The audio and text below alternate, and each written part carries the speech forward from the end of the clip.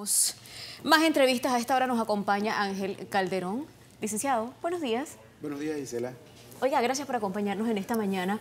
Usted, como abogado, quisiéramos saber su opinión, y porque formó parte del sistema, sobre la denuncia que hace la diputada Zulay Rodríguez, la noticia del día, en donde claramente dice que hubo mano peluda, como decía Fernando esta mañana, en el juicio al ex magistrado Moncada Luna.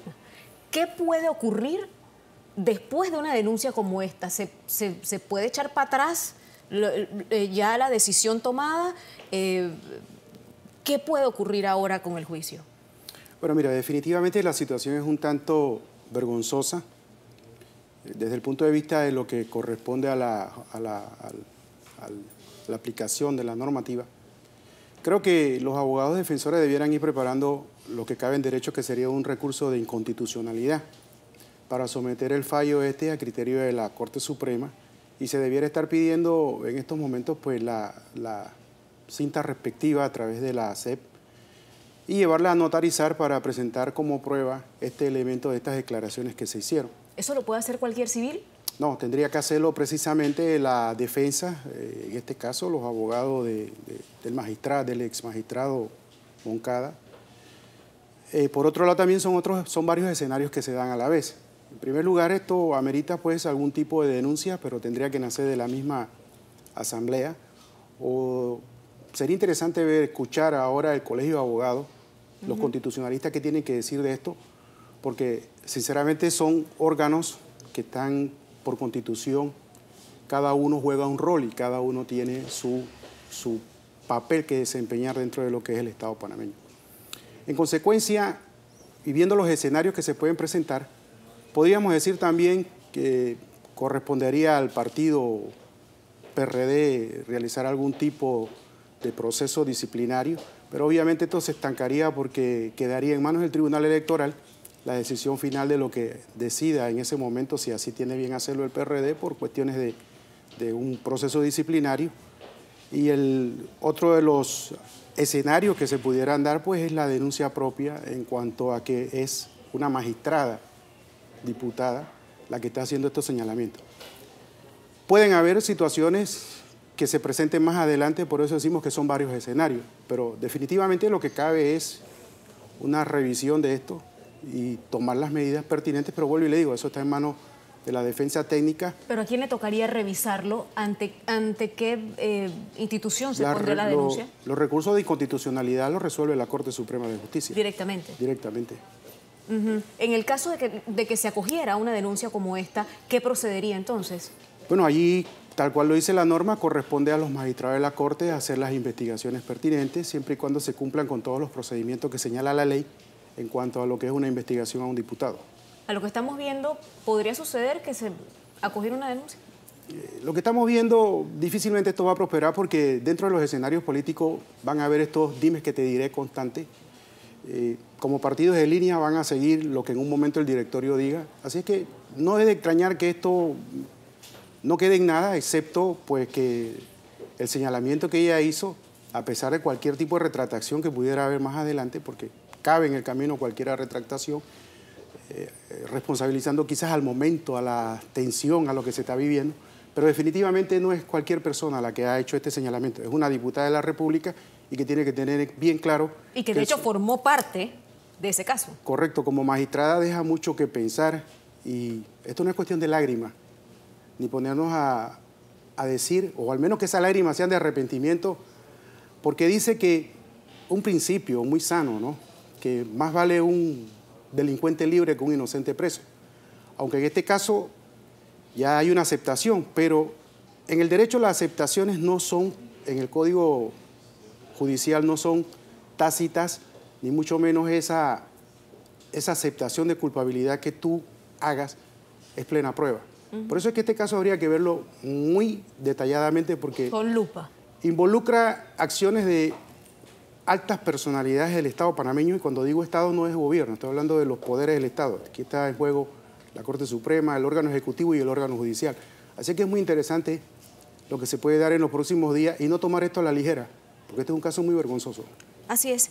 Mientras tanto, cambiemos un poquito de asunto, licenciado, y es que se ha comunicado que se está creando o se ha creado una cárcel para pandilleros en una isla totalmente segregados, ya no solo por estar privados de libertad. Usted tiene por qué conocer, habiendo sido director del sistema penitenciario, pues ¿esto es legal?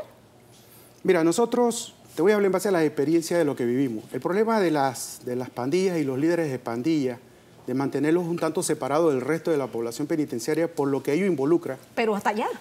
No, hasta allá no, porque existen convenios internacionales que han prohibido, precisamente por derechos humanos, han prohibido que se confinen a las personas en los lugares remotos donde no tengan la asistencia correspondiente, porque bien se dice que ellos pierden su libertad, más no los otros derechos. Ellos tienen que tener un contacto con su familia. Hay toda una serie de situaciones que se presentan en la comunidad penitenciaria en las cuales los familiares no se pueden ver afectados por este tipo de decisiones. Tengo entendido, escuché la noticia que es un islote donde los familiares, para poder llegar, para poder visitarlos, las atenciones médicas que se le den fuera del contexto del sistema penitenciario, porque tú tienes que ver dos principios, los procesados y los condenados. ¿A quién vas a mandar a este lugar? ¿Vas a mandar a los procesados? Que todavía sobre ellos hay una presunción de inocencia, ni siquiera están condenados, así que ¿cómo puedes confinarlos en un lugar donde se van a ver? Sería interesante ver cómo van a hacer llevando a la familia, y aquí se tiende a decir que, bueno, o los convenios internacionales o la realidad que vivimos. Lastimosamente nosotros somos un país de derecho y como signatario de un convenio internacional debemos respetar las normas que allí se acatan. Y nos llama la atención que el ministro de Gobierno y la viceministra no hayan hecho un pronunciamiento, porque son personas diestras y conocedoras de esta materia, principalmente la viceministra, que ha sido una persona que ha levantado su voz en diferentes ocasiones precisamente en el respeto a los derechos de aquellos privados de libertad, porque este rol ella lo conoce y lo domina muy bien. O sea que esto definitivamente no es viable. No es viable. Nosotros intentamos, porque esta problemática no es nueva, intentamos abrir unos espacios en Coiba. Y definitivamente la opinión pública se nos vino encima por el tema de la UNESCO. Exacto, por la misma razón de que Panamá es signataria de convenios que prohíben este tipo de construcciones carcelarias. Derechos humanos. Y hablando de derechos humanos, se reportan enfermas de tuberculosis en la cárcel de mujeres al lado de la cocina. Bueno, creo que el Ministerio de Salud ya se ha pronunciado sobre esto. Nosotros también pasamos por estas situaciones. No recuerdo haber tenido brotes de tuberculosis durante nuestra administración en el centro femenino. Pasamos por todas estas situaciones. No es recomendable que estén cerca o próximos a donde se estén manipulando los alimentos. Habría que ver, habría que contactar si efectivamente están cerca o próximas a un lugar donde se manipulen los alimentos. Ahora, tengo que aclararle algo, ¿verdad? La tuberculosis, una vez se trata, una vez se le da el tratamiento, ya deja y pierde ese nivel de agresividad. Deja de ser contagiosa. Deja de ser contagiosa.